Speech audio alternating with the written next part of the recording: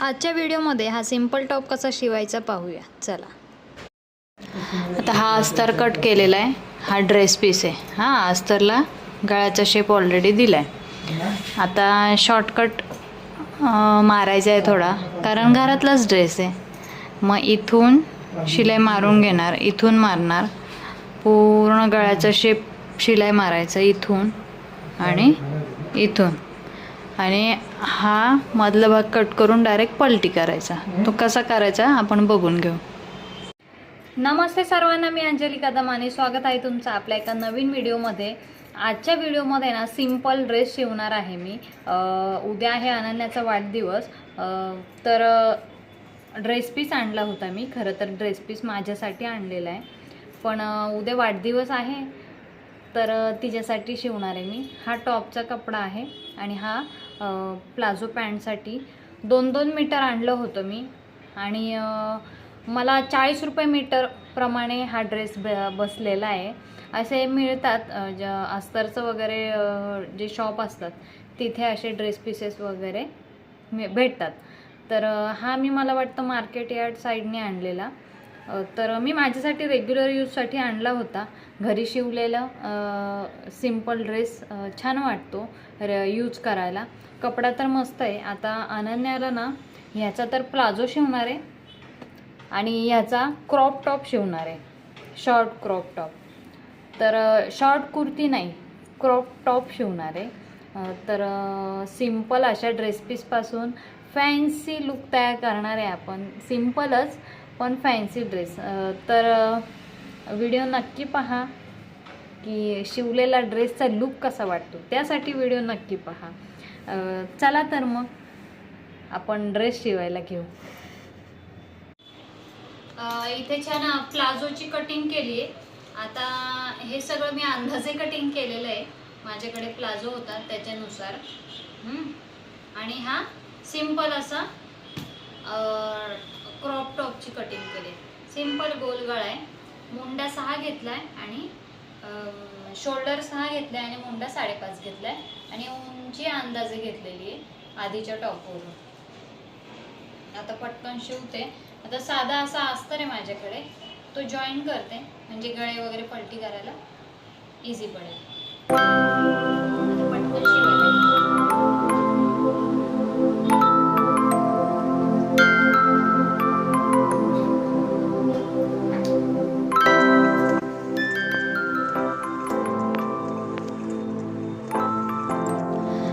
अस्तर कट केलेला आहे, हा ड्रेस पीस आहे। हा अस्तरला गळ्याचा शेप ऑलरेडी दिलाय।